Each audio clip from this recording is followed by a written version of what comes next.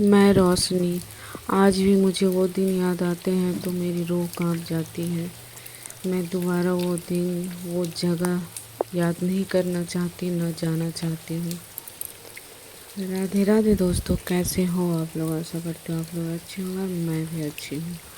तो मेरी ज़िंदगी की एक बहुत ही भयानक कहानी मैं आप लोगों के साथ शेयर करना चाहती हूँ। तो चलिए सुनते हैं मेरी ज़िंदगी की भयानक कहानी। जब मेरी नई नई शादी हुई थी तब की बात है, जब मैं रेल के क्वार्टर में रहती थी।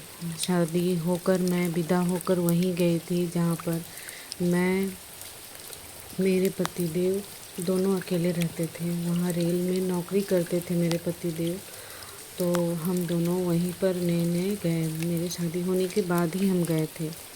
उससे पहले मेरे पतिदेव अपने मम्मी पापा के साथ गांव में ही रहते थे।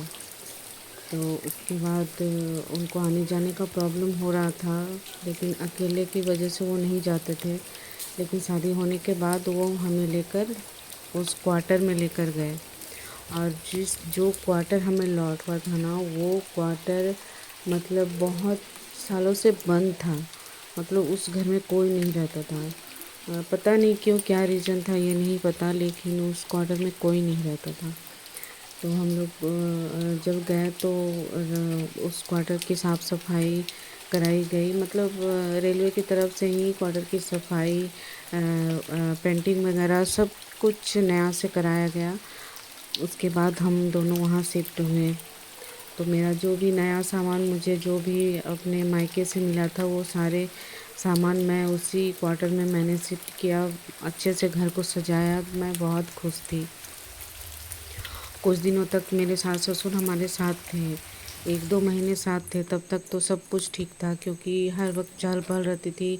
मेरे देवर भी रहते थे। उसके बाद मेरे चाचा ससुर के 2 बेटियां थी, वो भी थी। तो घर में बहुत सारे लोग थे।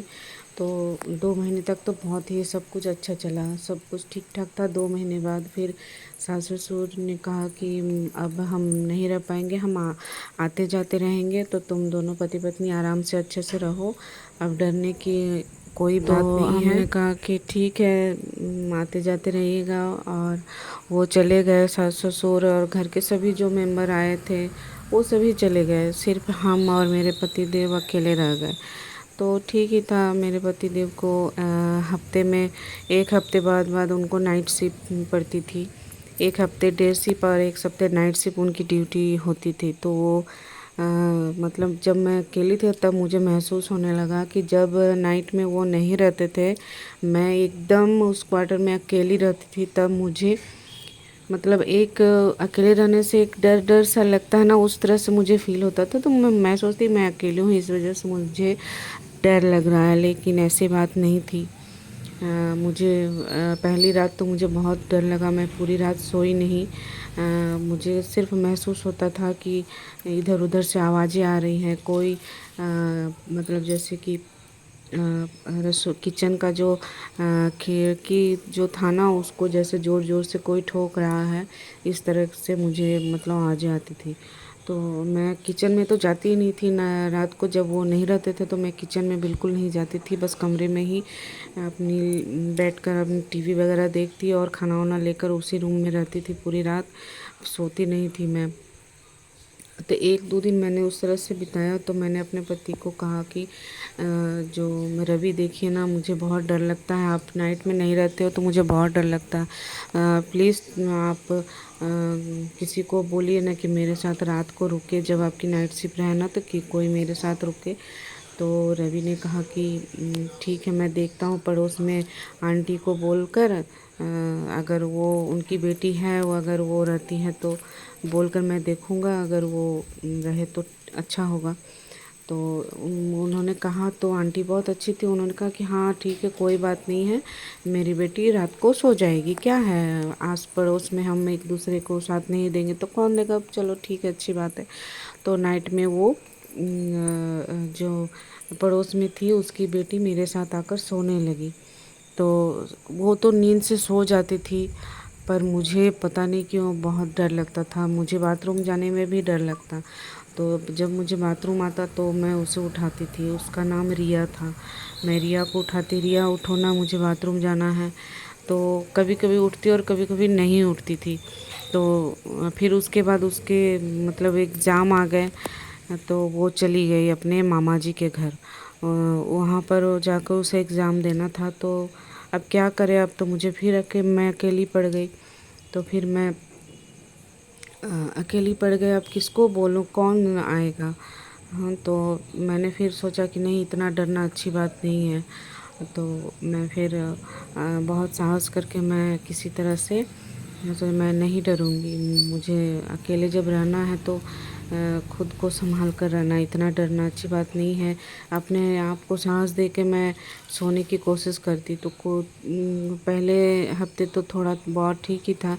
फिर दूसरे हफ्ते तो मेरे हस्बैंड की मतलब पतिदेव की डे शिफ्ट थी, तो कोई ठीक ठाक ही चल रहा था। उसके बाद फिर उनको नाइट शिफ्ट आया।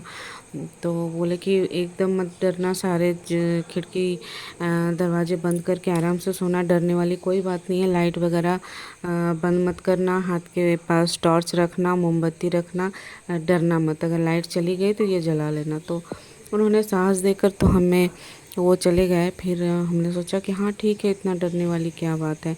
मैंने बजरंगबली की एक फ़ोटो भी अपने पास रखी। तो इस तरह से मैं रात को बस अपने आप को समझा कर मैं सो गई। सोने के बाद मैं बहुत ज़ोर से ठक ठक करके आवाज़ आ रही थी, बहुत ही ज़ोर से, जैसे दरवाज़ा कोई बहुत ज़ोर ज़ोर से ठोक रहा है। दरवाज़ा नहीं ठोक रहा है, ठोक रहा है आपका जो किचन का जो खिड़की है ना, वहाँ से बहुत ज़ोर से ठोक ठक ठक ठक ठक ठक करके करके आवाज़ आ रही थी। ऐसे ऐसे आवाज़ें आ रही थी और मैं डर गई, बहुत ज़ोर से डर गई। मैं बहुत डर गई। फिर मैं ज़ोर से चिल्ला के बोल रही, कौन हो, कौन हो जो मुझे परेशान कर रहे हो, क्यों मुझे परेशान कर रहे हो। मुझे लगा कि शायद मैं जब अकेली रहती हूँ, जब मैं डरती हूँ तो आस पड़ोस के शायद कोई होंगे जो मुझे इस तरह से डराने की कोशिश कर रहे हैं। तो मैंने सोचा कि आज मैं देख ही लेती हूँ कौन है जो इस तरह से मुझे परेशान कर रहा है। तो मैं अपने हाथ में टॉर्च लेकर किचन की तरफ गई। लाइट थी, फिर भी मैंने अपने हाथ में टॉर्च रखा कि बाई चांस अगर लाइट चली गई तो मेरे हाथ में लाइट तो रहेगी ना। ये सोचकर मैं धीरे धीरे किचन की तरफ गई और किचन का जो खिड़की था वो मैंने खोला। खोलते ही मैंने देखा कि सामने एक औरत, जिसकी बॉडी नहीं है, सिर्फ सर है, और बहुत ही भयानक चेहरा और लंबे लंबे बाल।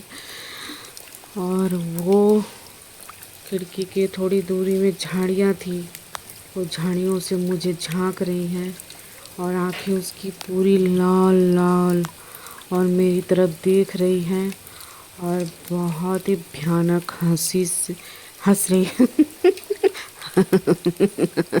ऐसे करके बहुत ही भयानक हंसी, और मैं डर के वहीं पर बेहोश हो गई। बेहोश होने के बाद जब सुबह हुई तब मेरी नींद खुली तो मैंने देखा कि पूरे बदन में मेरे खरोच हैं, मेरे गाल में, मेरे हाथों में, पूरे शरीर में खरोच हैं और सभी जगह से खून निकल रहा है। और मैं दर्द से कहरा रही थी कि मुझे कितना दर्द हो रहा था। मैं डर से कांपने लगी कि ये कैसे हो गया, ये कैसे हो गया, ये क्यों हुआ मेरे साथ। और मैं डर के मारे तुरंत ही उस घर से निकलकर पड़ोस की आंटी के घर में चली गई। तब तक मेरे हस्बैंड आए और वो दरवाज़ा खुला देखकर वो पड़ोस के आंटी के घर ही आए और बोले कि क्या हुआ, तुम यहाँ पर क्यों आई हो, क्या हो गया, तुम्हें क्यों परेशान हो। तो मैंने डरते डरते फिर मैं उनका हाथ पकड़ के फिर मैं कह रही थी कि मैं नहीं जाऊंगी, उस घर में नहीं जाऊंगी। तो मेरे पतिदेव ने कहा कि चिंता मत करो, मैं हूँ ना, और सुबह हो गई है, डरने वाली क्या बात है, चलो चलो करके वो मुझे लेकर आए। और मैंने पूरी बात अपने पतिदेव को बताई तो उन्होंने विश्वास ही नहीं किया। उन्होंने कहा कि तुम बिना वजह इतना डरती हो कि तुम्हें, मैं जब रहता हूँ तो कभी कुछ आवाज़ें ना आती है ना कुछ, तुम क्यों डर रही हो इतना। तुम क्यों डरती हो, इतना मत डरो, डरने की वजह से तुम्हें ये सब कुछ दिख रहा है, सोच रही हो इस वजह से। और ये मैंने दिखाया उनको कि मुझे देखो, मेरे पूरे हाथ में, बदन में, चेहरे पे कितने खरोंचे हैं। तो उन्होंने कहा कि तुम मतलब डर की वजह से गिर गई होगी, तो किसी कीड़े ने काट लिया होगा, ऐसे करके मतलब उन्होंने मेरी बातों का ज़रा भी भरोसा नहीं किया। तो मैं बहुत दुखी हुई और मैं परेशान हो गई कि क्यों नहीं मुझ पे विश्वास कर रहे हैं। तो मैंने कहा कि आप प्लीज़ नाइट शिफ्ट ड्यूटी मत जाएं, आप डे को ही जाएं, आप मत जाएं। लेकिन वो नहीं मान रहे, तो वो मुझे डांट डांट देते कि तुम कैसे बात करती हो, मुझे तो जाना ही पड़ेगा, तुम समझती नहीं हो करके। तो मैंने कहा कि नहीं, मुझे जाना है, मुझे जाना है।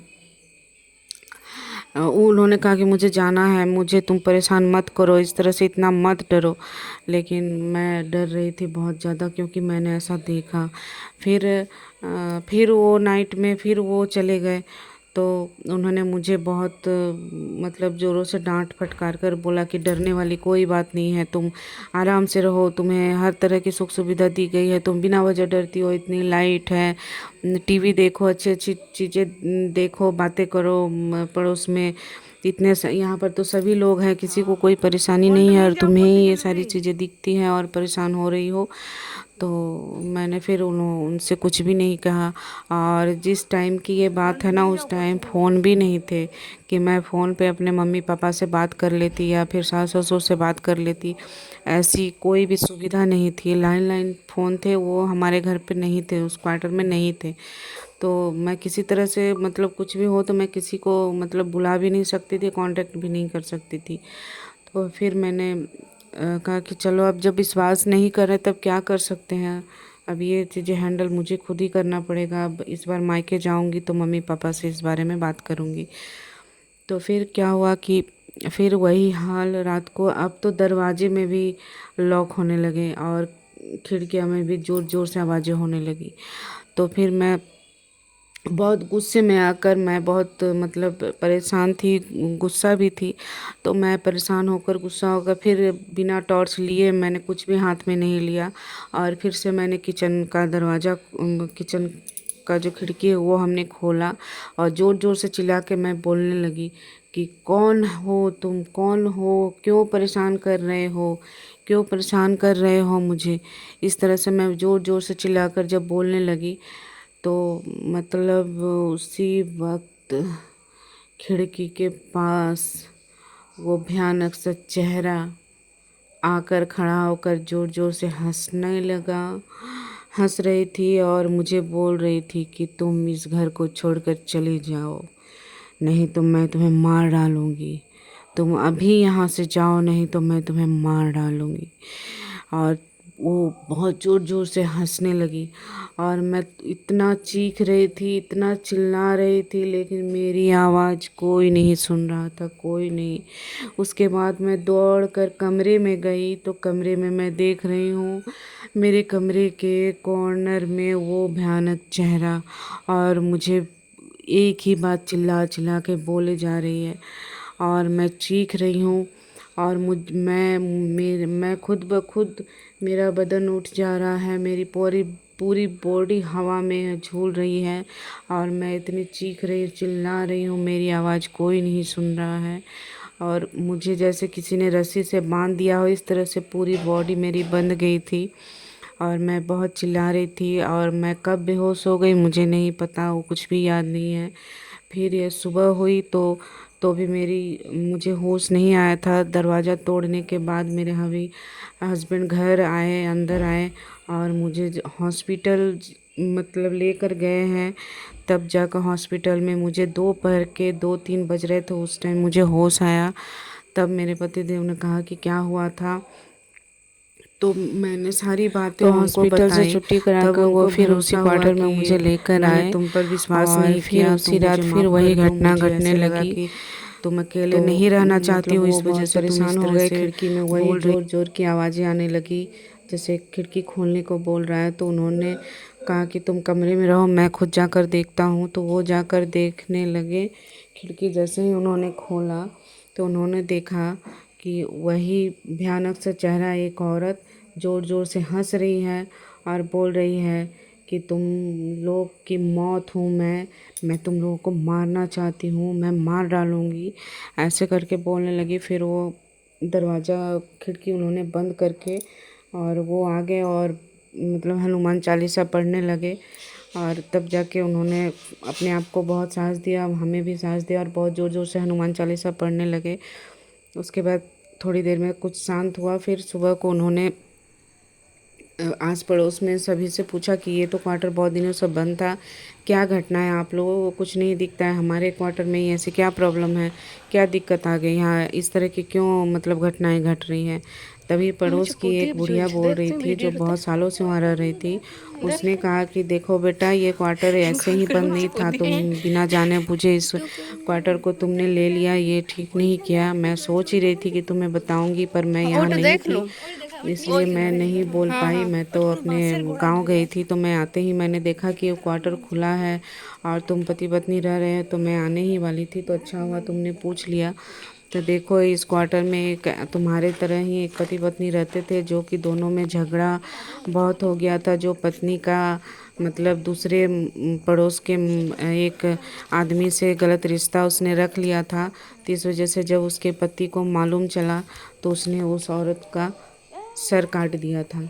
इस वजह से वो सरकटी लाश जो है वो भयानक रूप ले चुकी है और इस क्वार्टर में जब भी कोई आता है तो इसी तरह से वो डराती है। और अगर ज़्यादा दिन तुम पति पत्नी यहाँ पे रहोगे अकेले तो किसी की मौत होगी ही होगी, शायद तुम्हारी पत्नी ना रहे। तो जितना जल्दी हो सके इस क्वार्टर को छोड़ दो, तभी तुम लोग सही रह पाओगे, नहीं तो किसी को मौत हो जाएगी। तो ये सुनने के बाद मेरे हस्बैंड ने कहा कि नहीं, अब तो हमें बिल्कुल भी नहीं रहना है। फिर दूसरे दिन ही मेरे पतिदेव मैं उस क्वार्टर को छोड़कर गांव चले आए। उसके बाद उन्होंने अलग घर लिया। तब हम जाकर अब जिस घर में हैं वहाँ बहुत अच्छे से हैं, कोई दिक्कत नहीं है। तो आप लोगों को ये कहानी कैसी लगी तो आप लोग कमेंट जरूर कीजिएगा और मेरे चैनल को लाइक शेयर और सब्सक्राइब कर दीजिएगा। अगर आप लोग को हॉरर स्टोरी पसंद है और ये सच्ची घटना पे है, कोई बनावटी कहानी नहीं है, अगर सच्ची घटनाओं पर ही मैं स्टोरी बता रही हूँ, आप लोगों को पसंद आए तो लाइक शेयर सब्सक्राइब जरूर से कीजिएगा। तो वीडियो इतना फिर तो मिलते हैं देखने के नेक्स्ट लिए वीडियो थैंक में। You so much.